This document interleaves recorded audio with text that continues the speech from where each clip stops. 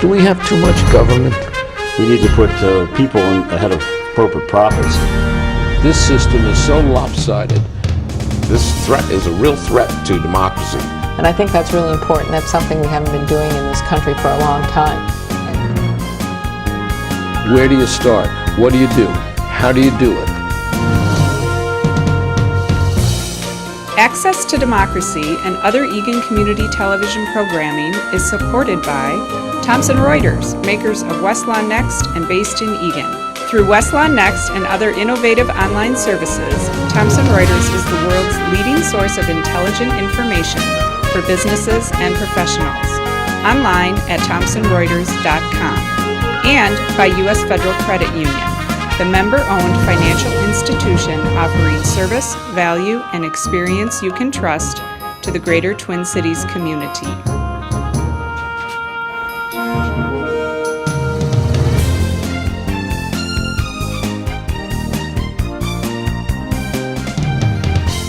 Welcome to Access to Democracy. I'm your host, Alan Miller, and we have a return guest, although it's been a long time since he was last here. Tom Garrison is the communications director for the City of Eagan, and he's also the executive director of Eagan TV, where we do all this programming. Tom has been, I guess, in his 11th year now as communications director in City of Eagan, and a lot has happened. A lot has happened. There's a lot of things happening in Eagan right now. Mostly good things, really. The publicity has been very good about the city. The city keeps getting recognized for outstanding this or that, which you can talk about. And you've been right on the cutting edge of it, so. Well, it's from an economic development standpoint, it's really been an exciting time. It clearly, the nation as a whole, but Eagan in particular, has emerged from the downturn. Our numbers are back to what they were pre-recession in terms of overall employment in Eagan. We were cited recently a study that was done of total tax impact, city taxes, county taxes, school taxes on a community, and of any city in Minnesota with more than 30,000 people, Eagan is the lowest in the state. Our crime statistics are excellent in terms of low crime here in the city. We get picked by magazines as one of the best places to live in the United States, and since I live here, I can attest to that. And Tom Garrison, among his many, many accomplishments, how many people know that he was runner-up to be the journalist in space in 1986? How did that come about? Well, I was one of, you've done your bio homework here. I think you and my wife are maybe the only two that recall that, but runner-up along with about 99 other people, but I made the final 100 in the country when I was working for KSTP to be considered to go into space. Then, of course, the Challenger disaster happened. And that was the end of that. That was the end of that. Yeah. Tell people who may not be familiar with what the communications division of the city does under your aegis. It's a pretty wide portfolio, and it's grown wider since I started in 2002. Basically, we're responsible for city newsletters, city website, but over the years we've added a lot of technical capability. Eagan Television came along in 2008 after a long partnership with the city of Burnsville, and then we went in complementary but separate ways. The Eagan Convention and Visitors Bureau You're much more genteel about that breakup than I am, by the way. Reports in to the city through me. And then we've had a number of projects related to, in the broadband area that have fallen under my wing as well. And as a result of that, you were a member of the governor's ultra-high-speed broadband advisory board.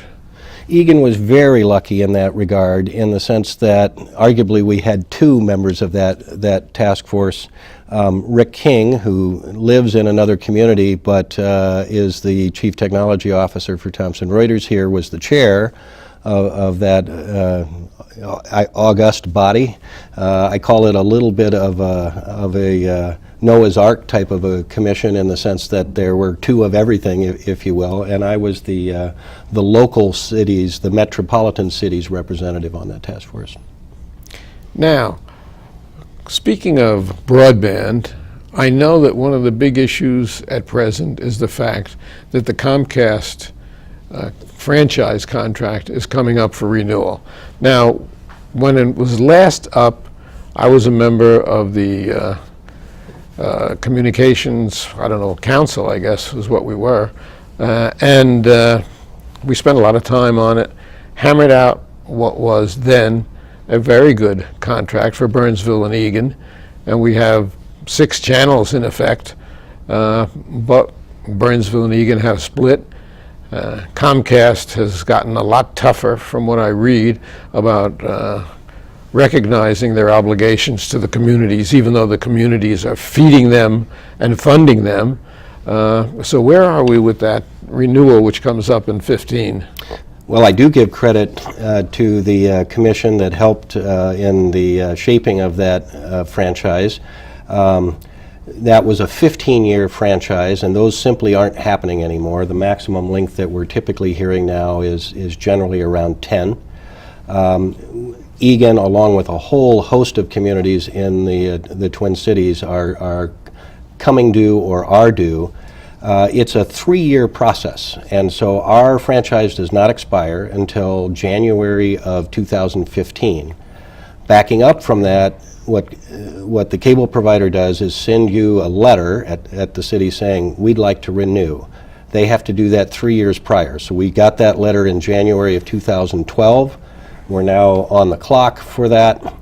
And in years 1 and 2, you kind of study and get ready for those negotiations, which should begin in earnest in 2014. And the point that you bring up is a really very important one, because we have several focus group meetings coming up in November that it's absolutely crucial, if people care about local public access television, if they care about the future of ways we can communicate locally, even beyond just cable television, using the new technologies. November 12th through the 16th, and maybe if we can bring up the super of the web address there. There are 6 sessions. The same questions get asked at any There of the it is sessions. now, cityofeagan.com/morethancable. And if they would go to that and register, it's 2 hours out of their time, but it will go a very long way towards helping the city do a couple of things. Justify what the community needs and expects in the way of capability, technical capability, to communicate with each other, and civic organizations to be able to communicate with us as residents. But also, the City Council has made very clear that they would like to focus on customer service standards, and what do we expect of any cable provider, and what standards should they be held to. So if people care about those things, I encourage them to come out. And that's very important.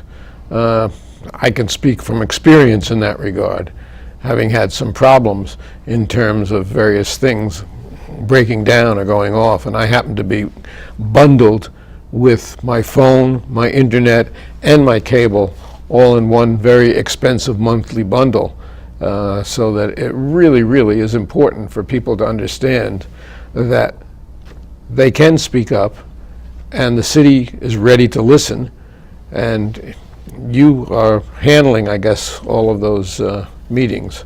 We actually have hired a national consultant based out of California who is very expert in these, and works with some of the cities that we would most like to compare ourselves across the country that are doing a very good job in local public educational governmental access.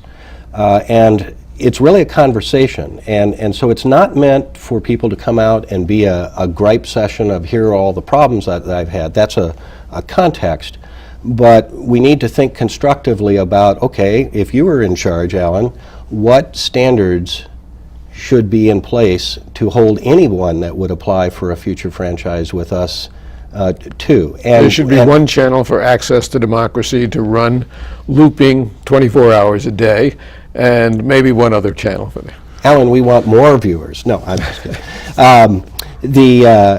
What I would also say is that it's meant to be a conversation about, as we all look ahead collectively, about the challenges and issues and opportunities facing us in the next decade.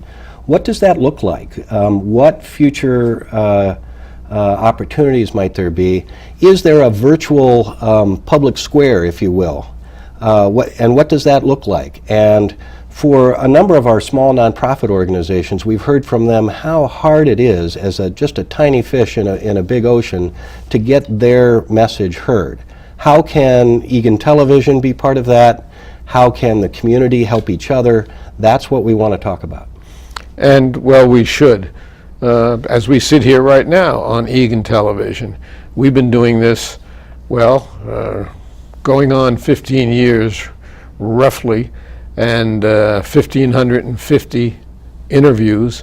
We've had so many business people and local people and really council members. But you've also had statewide reach in terms of senators. We've been very lucky that way.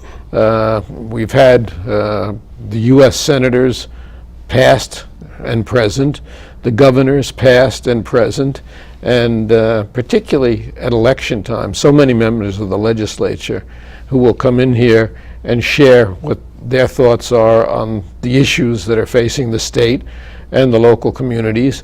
And all our guests leave here with a DVD.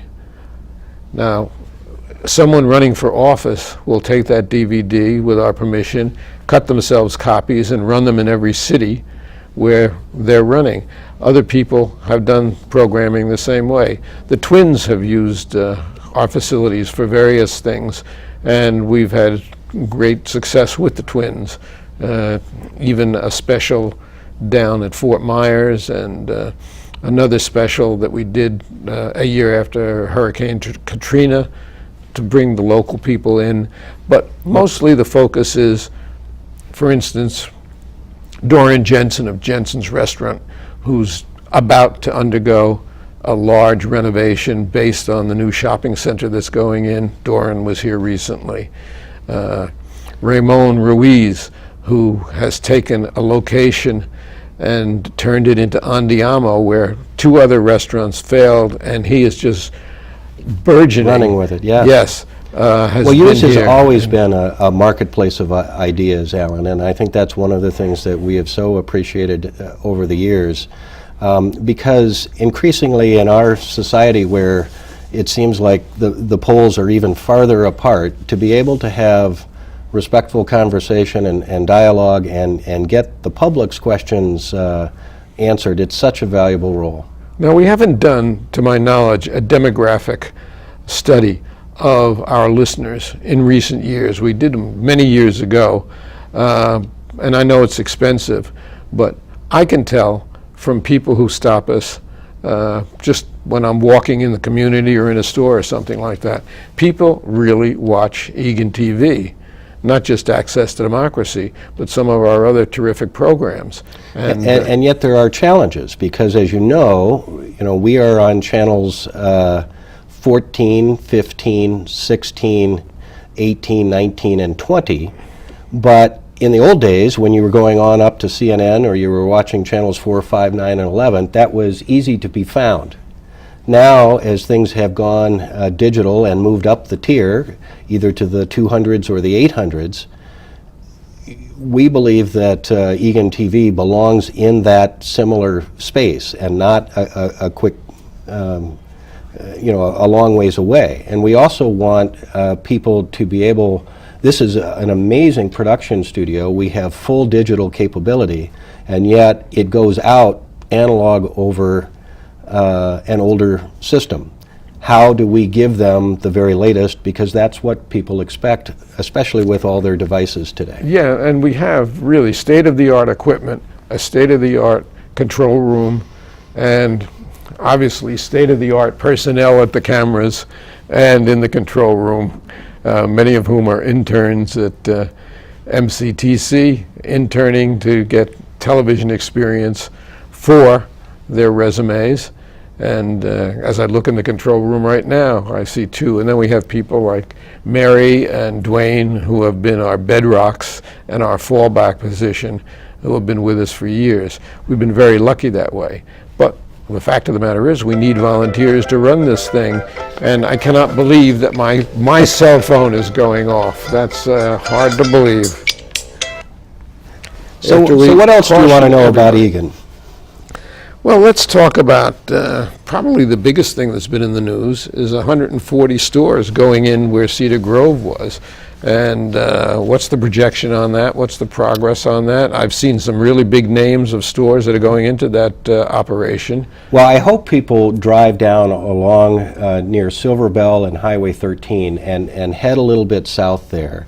This summer, right at the end of summer over Labor Day, I was boarding my dog over near there and catching when the steel was just going up, the glint of that, and it's going to be an amazing presence on the skyline. 100 stores, $100 million development, a city parking garage going in there that will also help then facilitate some of the other development in the remaining parcels around it. We got a lot of credit from the Community Development Agency and others for kind of sticking with a walkable vision near the bus rapid transit system and there in Cedar Grove. And it's really, activity begets activity. And I think what you're going to see now is that that mall is due to open in August of 2014. And they're probably going to do it, which is amazing to me that they've got those buildings, they're going up so rapidly that the underground work is done already and they're working now This is a on the very buildings focused, themselves. experienced team. So Eagan is in the likes of just south of San Francisco, between Dallas and Fort Worth are other places that the Paragon developers have been. They have the relationships, they know what they're doing, they're very focused on delivering their timeline and continuing to announce new stores all the time. And both of those other projects, they opened, they use the industry term fully subscribed, and basically fully leased out. That is a testament to the type of players that we're working with there. And they have seen the wisdom as well, related to some of our other projects. They are bringing the Access Eagan broadband, the fiber, onto that property. And that is what we call a wholesale fiber opportunity, which is to say that the city doesn't provide end services. It's open to any carrier that wants to serve those stores there, but you only have to put it in once rather than put it in 6 times. Right.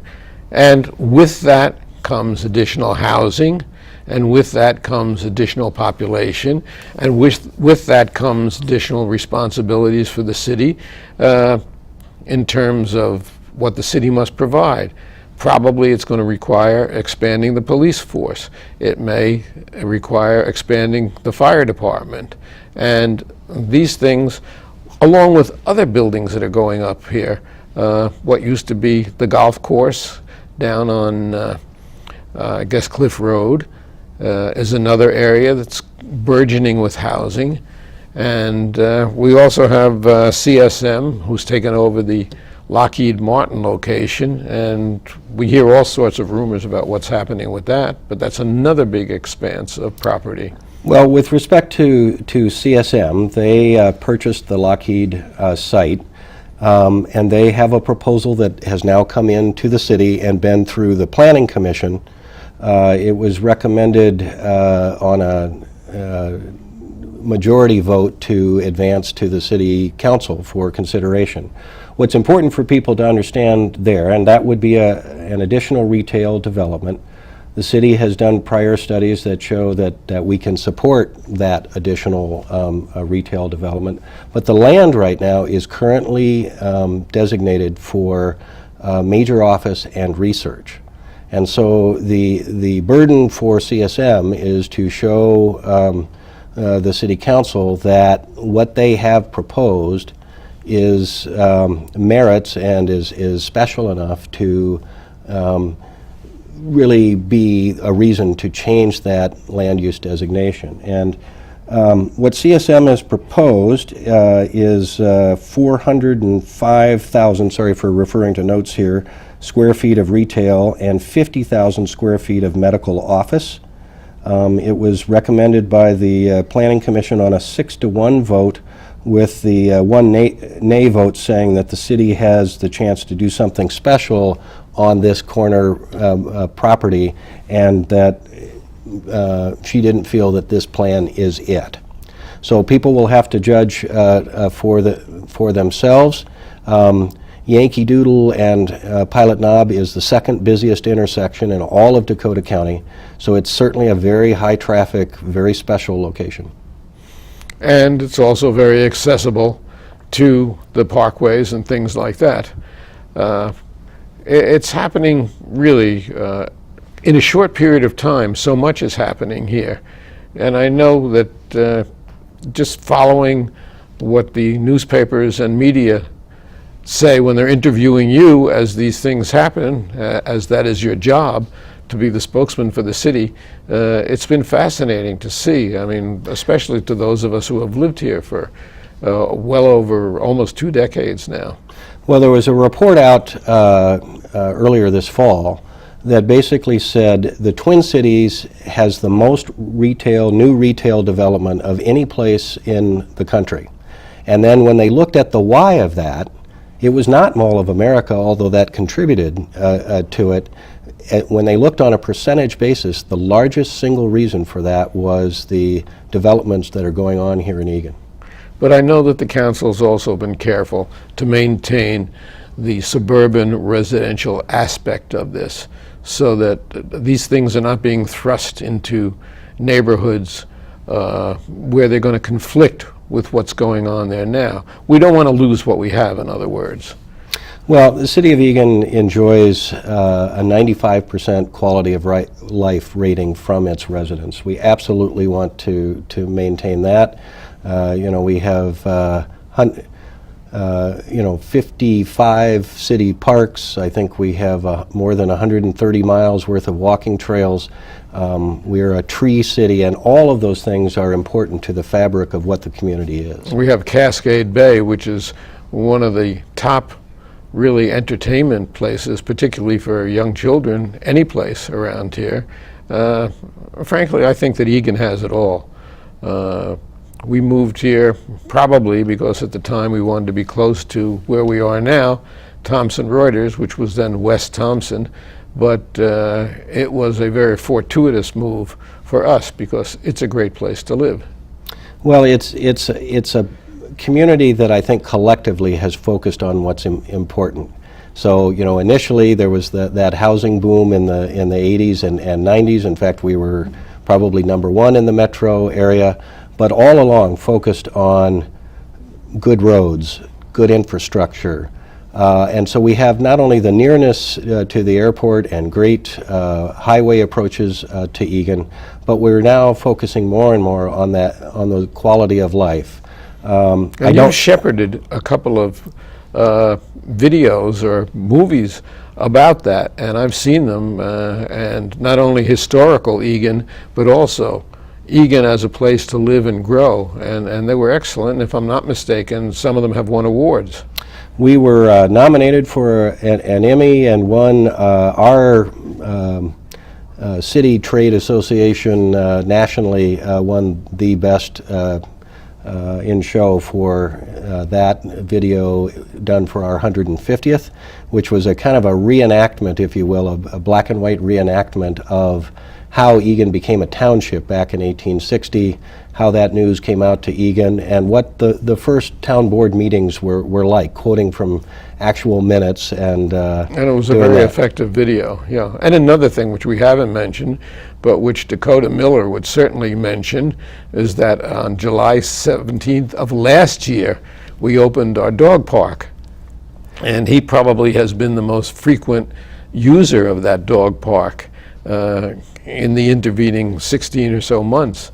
That's been a very, very popular new attraction, and it came really from listening to residents, and that's important to do all the time, saying, hey, can we have that? And then the Parks Commission went to work, looked at various sites, said how would this fit on the site, and if you go there and see the overlook, particularly maybe 2 weeks ago when colors were at prime, and look down on the lake, and it's just a gorgeous location up near Thrasher Down on the Fields. lake, which is available for the dogs to go swimming in also, we might mention. And it's a great location, and Dakota certainly enjoys it. And all I was going to add to that, Alan, was that when we talk about this fall, we did a event that we've never done before. We closed down city parkways and some city streets on a Sunday afternoon, and we had just dozens and dozens of community groups, city departments, fun displays, healthy living and eating, a little bit of farmers market all along there. People really enjoyed that, and our Market Fest in the summertime has become very popular on Wednesday nights, drawing 3,000 to 4,000 people a pop each time. And actually, we're running down our time right now. You've got to make me a promise that you won't hang your Christmas decorations by climbing a ladder this year to do it. He's giving a backstory of my, not long after I started, falling off a ladder trying to put up a wreath at my house and breaking both heels, but well recovered. Ending up in the hospital, right. But everything I do now is very low to the ground. The interesting thing is, as we spoke to neighbors after that, one gave you a 5.6, one gave you a 5.8. My style points were suffering there, I'm sure. But the landing wasn't too good. Yeah. And it's been an exciting decade plus, and it's been good to have you here with us during that period of time. Any last thoughts? Maybe you want to bring up that website again and remind people that it's important for cable to watch programs such as this and our other wonderful television programming, to go to that. Yep. And there it is now. Well, I encourage people to go to www.cityofeagan.com/more-than-cable and register as soon as they can for the November 12th through the 14th focus group sessions, some daytime, some evening. The same questions are asked at each, so it doesn't matter which one you come to. I sure hope you can do that. Other information at cityofeagan.com. And information on our broadband is at www.accesseagan.com. And Tom Garrison, I thank you very much for joining with us. It's been a long time. Always a pleasure. We enjoy being brought up to date on what's happening in a great city. Thank you so much.